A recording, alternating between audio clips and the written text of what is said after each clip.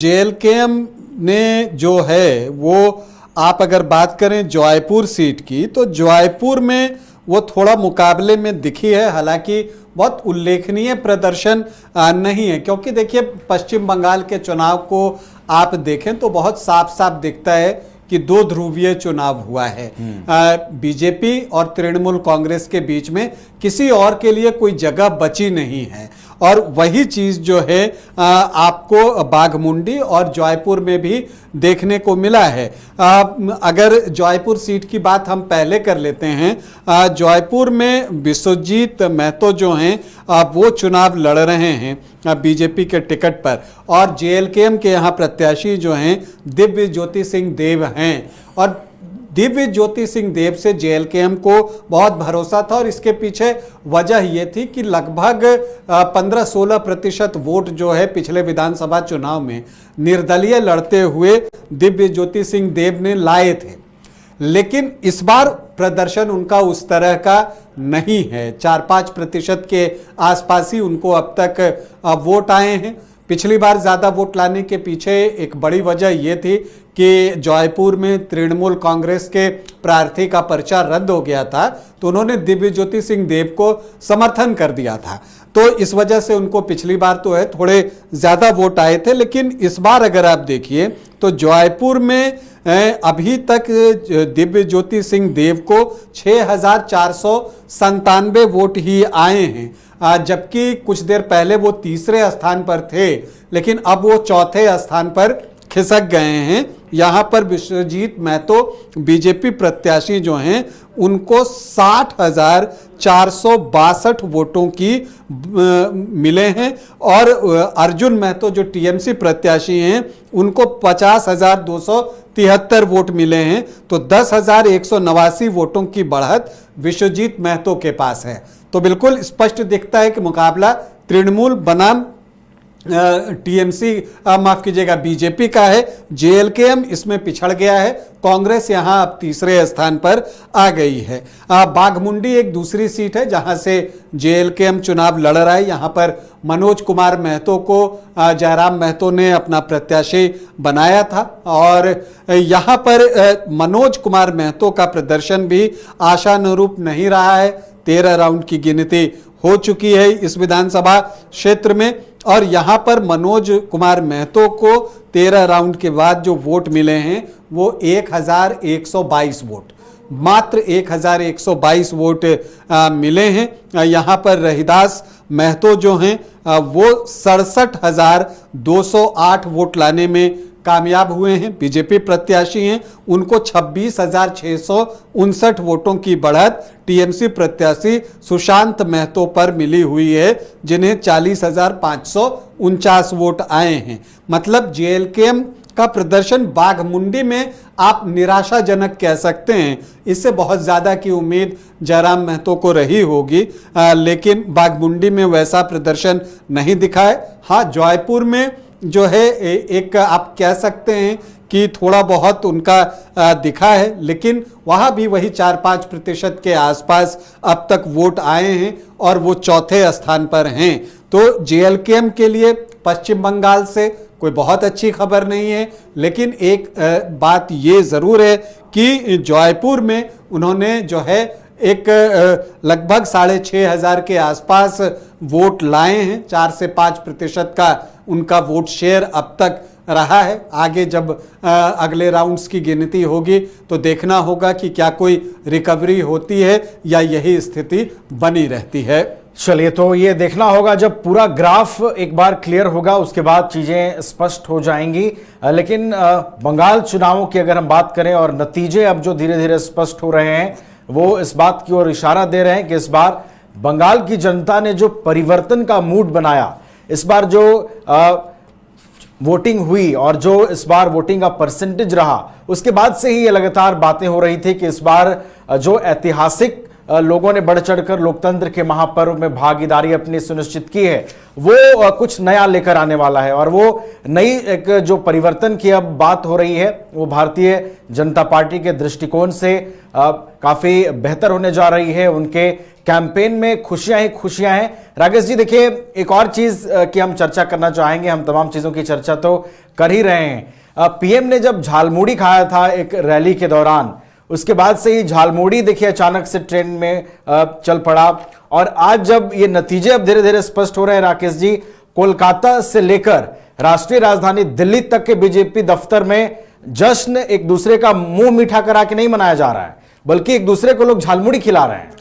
झालमुड़ी को अगर सिंबॉलिक तौर पर आप देखें नवीन, तो उसको पश्चिम बंगाल चुनाव का टर्निंग पॉइंट आप कह सकते हैं जी। दरअसल पश्चिम बंगाल चुनाव को इस बार आप देखें तो बहुत कीनली कॉन्टेस्टेड चुनाव था और पार्टियां हर दांव अपना रही थी। जब ममता बनर्जी ने ये सवाल उठा दिया कि अगर बीजेपी की सरकार आ गई तो फिर आप नॉनवेज नहीं खा सकेंगे, माछ भात नहीं खा सकेंगे, तो जब ये बातें उन्होंने कही तो उसका एक असर दिखा था और बीजेपी के कई प्रत्याशी नॉमिनेशन के वक्त भी या ऐसे भी मछली लेकर पूरे बाजार में घूम रहे थे कि उनको भाई इससे कोई इनकार नहीं है। तो एक ट्रेंड सेट करने की कोशिश ममता बनर्जी की तरफ से हुई थी। अब इसी को मुझे लगता है कि काउंटर करने के इरादे से प्रधानमंत्री नरेंद्र मोदी झालमुड़ी की दुकान पर पहुंचे और वहां उन्होंने झालमुड़ी ली। और जब वो झालमुड़ी ली तो उसके बाद पूरा जो एक समा था वो चुनाव का बदल गया, क्योंकि टीएमसी जो नॉनवेज खाने को लेकर सवाल कर रही थी और जिसके जवाब में हेमंता बिस्वा शर्मा असम के मुख्यमंत्री तो बंगाल में यहां तक कहने लगे थे कि हम में और ममता दीदी में नॉनवेज खाने का कंपटीशन हो जाए, वो कितना खाती हैं, मैं 1 किलो खा जाऊंगा, 2 किलो खा जाऊंगा, ये बात हो गई थी। वो वहां से बदल गया और वो नॉनवेज से निकलकर झालमुड़ी पर पहुंच गया और पूरा टीएमसी और अन्य पार्टियां जो है वो झालमुड़ी को लेकर चर्चा करने लगी। लेकिन ये सोशल मीडिया पर भी इतना ज़्यादा वायरल हुआ कि वो सारी चीज़ें दिखने लगी। तो झालमुड़ी ने जो एक नॉनवेज वाली बात थी उसको बिल्कुल से किनारे कर दिया। तो ये इसको आप एक स्ट्रैटेजिक मूव भी कह सकते हैं। बीजेपी हर चीज बहुत सोच समझकर करती है और प्रधानमंत्री जब वहां पर गए, प्रधानमंत्री मोदी, और उन्होंने झालमुड़ी खाई, जिस सहजता से खाई और फिर वहां के लोगों को उसमें उन्होंने वो बांटा भी। और उस समय आप अगर उस वीडियो को देखिए तो एक महिला झालमुड़ी लेकर ऐसे सर पर लगाती है मानो प्रसाद हो। तो इस तरह से जब होता है तो वो एक माहौल जो है वो उन्होंने बदल दिया वहां से।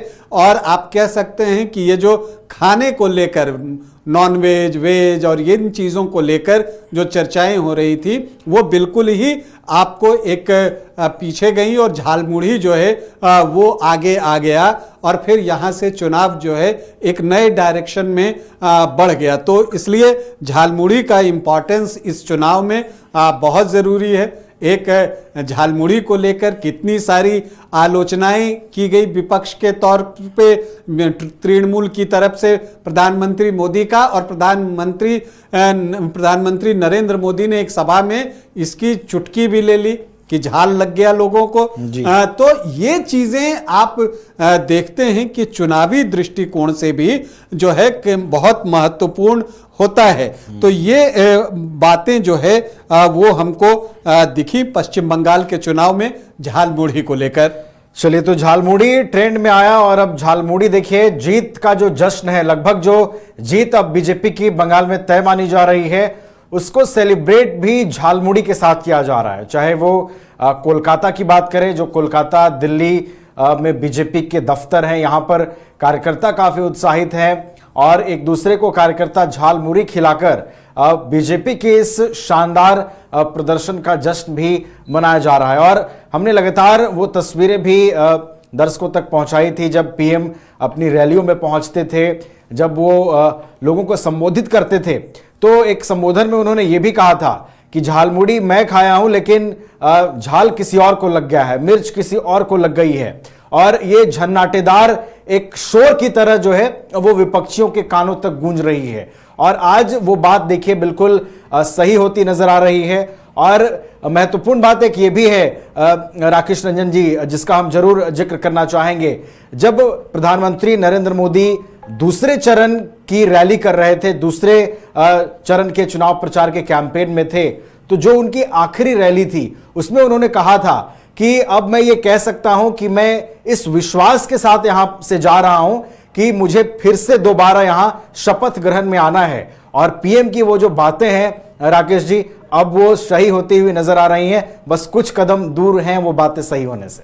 देखिए, वो एक विश्वास उनकी बातों में झलक रहा था। दरअसल जो फील्ड में होते हैं उनको वस्तु स्थिति का पता होता है। चाहे प्रधानमंत्री नरेंद्र मोदी की बात कर लीजिए या आप तृणमूल की बात कर लीजिए, वो आभास दिखता है और वो बातें बॉडी लैंग्वेज में झलक भी जाती हैं। और वो चीज़ें जो है वो आपको दिखा है बंगाल के चुनाव में। और अभी आप देखिए, बढ़त की आप बात कीजिए, 194 सीटों पर बीजेपी की बढ़त दिख रही है। और अब जो ब्रैकेट शुरू में 160 से 70 का जा रहा था, वो अब जो है 190 से 200 का हो गया है बीजेपी का ब्रैकेट। और जो टीएमसी का ब्रैकेट 120 से 25 का था, वो घट के अब 90 से 100 का हो गया है। तो ये बता रहा है कि अब जो है बीजेपी ऑलमोस्ट तय है कि बंगाल में सरकार बनाने जा रही है। और तृणमूल 3 टर्म पूरा करने के बाद, 15 साल तक शासन करने के बाद अब उसको बाहर बैठना पड़ेगा। अच्छा राकेश जी, इस घर रहने का मकान भर नहीं, ये खुशियों की तिजोरी है। दरवाजे पर दस्तक देता पड़ोस, खिड़कियों से उमड़ आता आसमां, तारों में उलझी ऐसी ना जाने कितनी दास्तां। कहती हैं चले डायमंड सिटी, एक सफर हम सफर के साथ अपने घर तक। Diamond city, life long bonding, 500 से ज्यादा खुशहाल डायमंड परिवार। जल्दी करें, सिर्फ 200 फ्लैट बाकी। आज ही बुक करें अपना आशियाना।